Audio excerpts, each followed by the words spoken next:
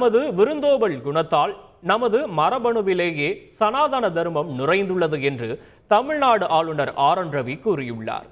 சிக்கிம் மற்றும் கோவா மாநிலம் உருவான தினம் சென்னை ஆளுநர் மாளிகையில் கொண்டாடப்பட்டது. இதில் சிக்கிம் மற்றும் கோவாவை பூர்வீகமாக கொண்டு தமிழ்நாட்டில் வசிக்கும் 200க்கும் மேற்பட்டோர் கலந்து கொண்டனர். நிகழ்ச்சியில் பேசிய ஆளுநர் ஆர்.என். ரவி, இந்தியாவை போல பல கலாச்சாரம் கொண்ட நாடு எங்கும் இல்லை என்றும், இந்தியாவில் ஒவ்வொரு நாளும் திருவிழாதான் என்றும் கூறினார்.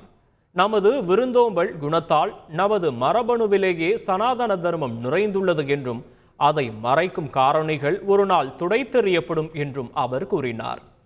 சனாதனத்தை வெகு விமர்சையாக கொண்டாடும் நாள் வெகு தொலைவில் இல்லை என்றும் அவர் கூறினார். செய்திகளை உடனுக்குடன் தெரிந்து கொள்ள உடனே சப்ஸ்கிரைப் பண்ணுங்க.